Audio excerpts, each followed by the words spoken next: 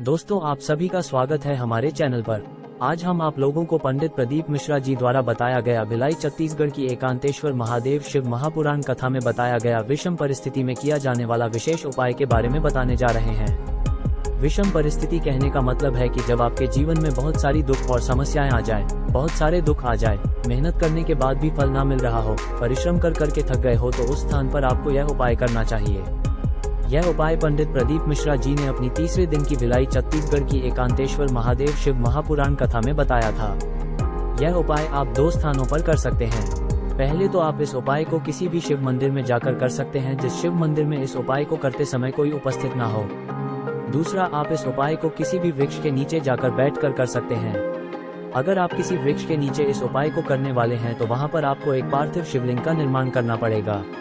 यह उपाय दोनों में से आप किसी भी स्थान पर करें, पर जब आप यह उपाय कर रहे हो तो उस समय पर उस स्थान पर कोई उपस्थित ना हो, क्योंकि यह एकांतेश्वर महादेव का उपाय है। यह उपाय एकांत में अकेले में ही किया जाता है। अब हम जानते हैं इस उपाय को करने के लिए आपको कौन कौन सी सामग्रियों की जरूरत होगी। 1 चावल का दाना, 1 बेलपत्र, 1 सफेद पुष्प, 1 शमी पत्र, 1 आटे का गोल बाती का शुद्ध देश गाय का घी का दीपक, 1 दूरवा जिसमें 2 छड़ी हो, मतलब दूरवा एक ही हो पर उसमें से 2 छड़ी निकली हुई हो।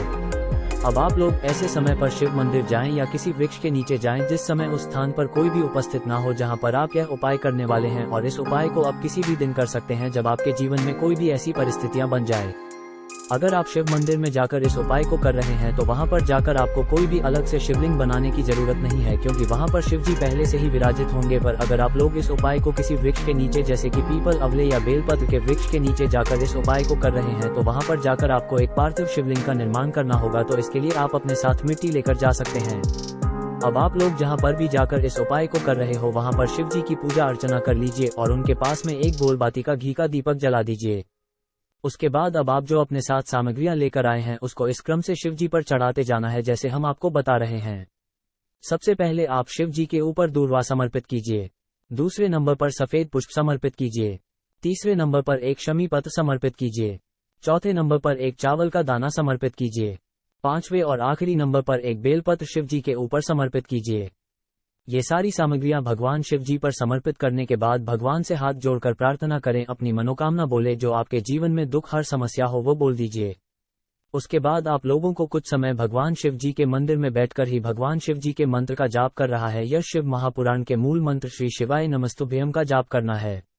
अब यहाँ पर ध्यान में रखने वाली बात यह है कि अगर आप इस उपाय को शिव मंदिर में एकांत में बैठकर कर रहे हैं तो उस स्थान पर आपको दीपक के ठंडे होने का इंतजार नहीं करना है, मतलब दीपक के बुझने का इंतजार नहीं करना है। आपको मात्र आखिरी में चढ़ाई गई भगवान शिव जी पर बेलपत्र को उठाना है और उसे आशीर्वाद के स्वरूप समझकर अपने घर लेकर आ जाना है। अब अगर आपने इस उपाय को किसी वृक्ष के नीचे बैठकर किया है तो उस स्थान पर जो आपने पार्थिव शिवलिंग का निर्माण किया है या जो आपने सामग्रियां पार्थिव शिवलिंग के ऊपर समर्पित करी हैं, इन सभी को ठंडा करना पड़ेगा। और जो आपका दीपक आपने जलाया है, जब तक वह दीपक बुझ ना जाए तब तक आपको उसी वृक्ष के नीचे बैठे रहना है। जैसे ही आपका वह दीपक बुझ जाए उसके बाद आपको इस दीपक को उठाना है और पार्थिव शिवलिंग के साथ में सभी सामग्रियों को भी उठाना है और किसी भी बहते हुए जल में इन्हें प्रवाहित कर देना है। यहाँ से भी आपको शिव जी पर चढ़ाई गई जो बेलपत्र है वह अपने साथ में आशीर्वाद स्वरूप अपने घर लेकर आना है। बाकी सारी सामग्रियां विसर्जित कर देना है। ये बेलपत्री आपके पास भगवान भोलेनाथ के आशीर्वाद स्वरूप रहेगी, तो इसे आप किसी भी शुद्ध स्थान पर रख दीजिए। इससे आपके घर में भगवान भोलेनाथ का आशीर्वाद सदैव बना रहेगा।